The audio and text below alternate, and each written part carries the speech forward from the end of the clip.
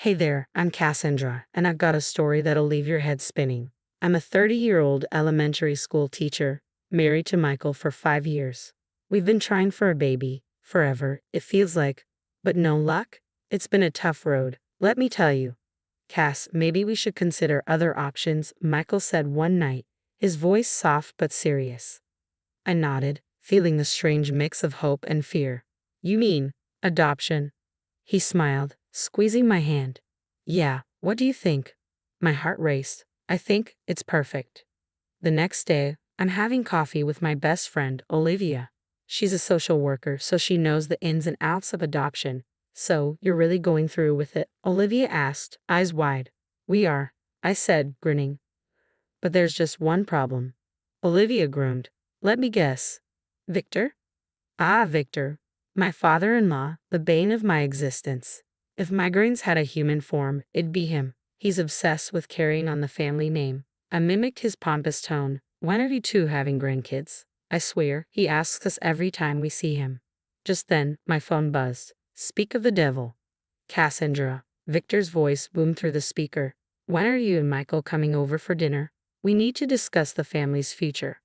I rolled my eyes at Olivia. We'll be there, Victor. Actually, we have some news to share. After I hung up, Olivia looked worried. Are you sure you want to tell him about the adoption? I sighed. We have to. Better to rip off the band-aid, right? Later, as Michael and I were getting ready for the dreaded dinner, his sister Rebecca called. Good luck, she said. Dad's in rare form today. He's been going on about bloodlines all day. Michael glanced at me, concern in his eyes. Maybe we should wait. I shook my head. No, we need to do this. We can't let your dad control our lives. Taking a deep breath, I steeled myself. This dinner could change everything, but no matter what Victor said, I knew in my heart we were making the right choice. Ready? Michael asked, keys in hand. I nodded. Ready as I'll ever be. The big family dinner felt like walking to my own execution. Michael squeezed my hand as we walked in, but it didn't ease my nerves. As usual, Victor dominated the conversation. The Johnsons next door just had their third, he said between bites. Now that is a family, carrying on a legacy. I couldn't take it anymore. Actually, Victor, we have some news, I said, my voice firm. Michael nodded, taking a deep breath. Mom, Dad, we decided to adopt. The silence that followed was suffocating. Then all hell broke loose. Adopt? Victor roared, slamming his fist on the table. Have you lost your minds? No grandchild of mine will be some stray picked up off the street. Dad, please, Michael began, but Victor cut him off. This is your doing, isn't it? Victor pointed at me, his eyes blazing with fury. Poisoning my son with this nonsense about adoption. What about our bloodline? Our legacy? I stood, my body shaking with anger. A child isn't a pedigree dog, Victor. Love makes a family, not DNA. Victor's face turned an alarming shade of purple. Get out, he hissed. Get out of my house, you family-wrecking witch. I looked at Michael, hoping, begging for him to say something, but he just sat there, eyes down, silent. Michael, I whispered, but he wouldn't look at me. I said get out, Victor bellowed, grabbing my arm.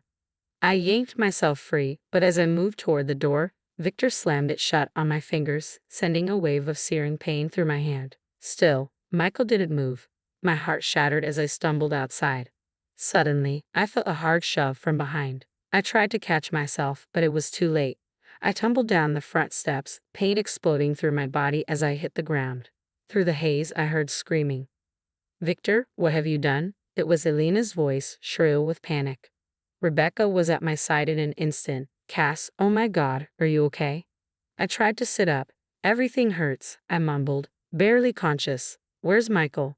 Through the haze, I could see his shocked face framed in the doorway, still standing inside, unmoving. The next few hours blurred together, a whirlwind of hospital rooms, police questions, and endless waiting.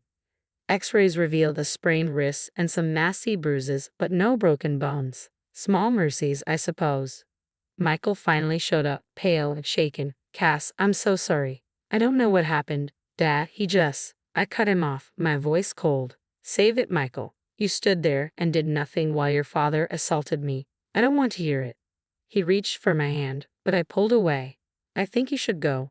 The days that followed were rough. I stayed with Olivia, unable to face going home. Michael called and texted constantly, but I couldn't bring myself to respond. You need to report this, Olivia urged. Victor can't get away with what he did. I shook my head. It's my word against his. And you saw how Michael reacted. They'll probably back up whatever story Victor comes up with. That's when Victor's neighbor, Mr. Jenkins, knocked on the door. I heard what happened, he said, holding out his phone. I think you need to see this. There, on his security camera footage, was the truth. Victor shoving me down the stairs. I felt a wave of relief and dread. Finally, there was proof. But now I had a decision to make. As I stared at the footage, one thing became crystal clear. Nothing would ever be the same again. The days after the incident were like walking through a fog. I stayed at Olivia's place, unable to face going home. Michael's calls shifted from frequent to occasional, each one more distant than the last. Cass, you need to come home, he said during one call. Dad's really sorry. He wants to apologize. I scoffed. Apologize? He shoved me down the stairs, Michael. He says it was an accident. Maybe if I hadn't provoked him. I hung up, feeling sick to my stomach. Olivia found me crying on the couch later. That's it, she said, fire in her eyes. We're digging into Victor's past. This can't be the first time he's pulled something like this. We spent days combing through public records and making calls. What we uncovered was chilling. 3 domestic disturbance calls at their old address, Olivia read aloud. All mysteriously dropped. I shook my head, disbelieving. How does he keep getting away with this? Money and influence, Olivia sighed. But there's more. I called a friend at the adoption agency. Victor's been sniffing around, asking about ways to disqualify applicants. My blood ran cold. He was trying to sabotage our adoption. That was the last straw. I marched over to the house, my house, and found Michael there. What's going on, Michael? Why are you letting your father control our lives? Michael wouldn't meet my eyes. You don't understand, Cass. Family is everything to Dad. He just wants what's best. Best? I exploded. He assaulted me, and now he's trying to stop us from adopting. That's not true, Michael muttered, his voice growing defensive. You're blowing things out of proportion. I stared at him, the man I thought I knew suddenly a stranger. Who are you? What happened to the man I married? Michael's face hardened. Maybe that man finally grew up, realized the importance of family legacy. Legacy, I scoffed. Is that what we're calling abuse now? You know what? Michael snapped. I can't do this anymore. I want a divorce. The world stopped. A divorce? Dad's right. We want different things. And frankly, I'm tired of your lies about him. I left in a daze, barely able to comprehend how my life had fallen apart so spectacularly.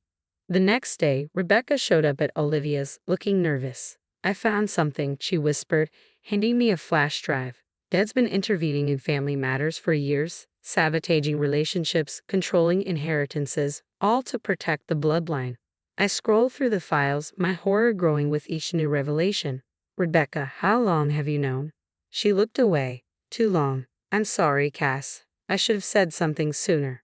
As she left, I felt a spark of determination ignite within me. Victor had controlled this family for too long. It was time to stop him. I turned to Olivia. I need your help. We're going to expose Victor. We can't let him hurt anyone else. Olivia grinned. I thought you'd never ask. What's the plan? As we started plotting, I felt stronger than I had in weeks. Victor thought he had broken me, but he had no idea what was coming. Game on, old man, game on. The next few weeks were a whirlwind of secret meetings and late-night planning sessions. Olivia, Rebecca, and I operated like a covert team, gathering every shred of evidence we could find on Victor's reign of terror. Okay, let's review, Olivia said one night, spreading papers across her living room floor. We've got the security cam footage of the assault, Rebecca's files on Victor's past interventions, and statements from 3 former employees about his controlling behavior. I nodded, feeling a mix of dread and determination. But we need something current, something that shows he's still at it. Rebecca's eyes lit up. I've got an idea. What if we set up a fake adoption agency? One that Victor would definitely try to bribe. And just like that, Operation Takedown Victor was born. We rented an office and set up shop, with Olivia playing the role of the agency's director. It didn't take long for Victor to come sniffing around. I'm concerned about my son and daughter-in-law's application, he said, his tone dripping with fake concern. I have some information that might be relevant to their suitability. Olivia played her part perfectly. Oh, and what kind of information would that be, Mr. Thompson? Olivia asked, her voice cool and professional. Victor leaned in, lowering his voice as if sharing some dark secret. Let's just say I'm willing to make a sizable donation to ensure the right decision is made. Gotcha, you old snake, I thought, hiding my satisfaction. With the bribery attempt now recorded, we were ready for the final act. Victor was hosting a large family gathering where he planned to announce Michael's promotion within the family business.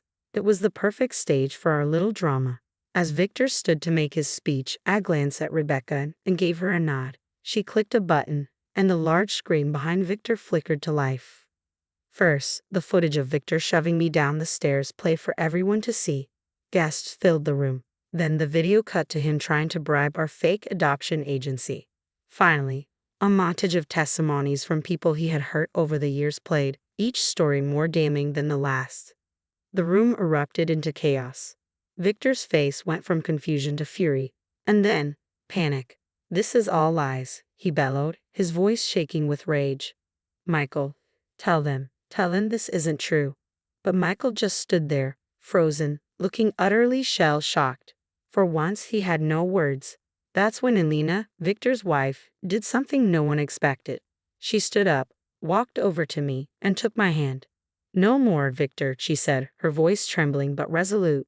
"I won't let you hurt anyone else." The aftermath was intense. Domestic violence organizations and adoption agencies quickly picked up the story. Victor's reputation was shattered, and he was facing serious legal consequences for his actions. Michael didn't fare much better. Once people found out he had stood by while his father assaulted me, the court of public opinion turned on him hard. As for me, well, life has a funny way of working out. 1 year later, I'm sitting in the backyard of my new house, watching my adopted daughter Zoe play with her aunt Rebecca. Olivia's inside, probably raiding my fridge as usual. Elena calls from the patio. "Lunch is ready, everyone." As we gather around the table, I can't help but marvel at my new family. It's not what I expected, but it's so much more than I ever hoped for.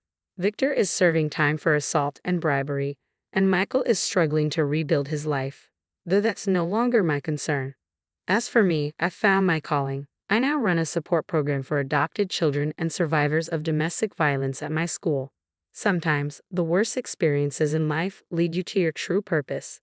As Zoe climbs into my lap babbling about her day, I realize something important. Family isn't about blood or legacy. It's about love, support, and standing up for what's right.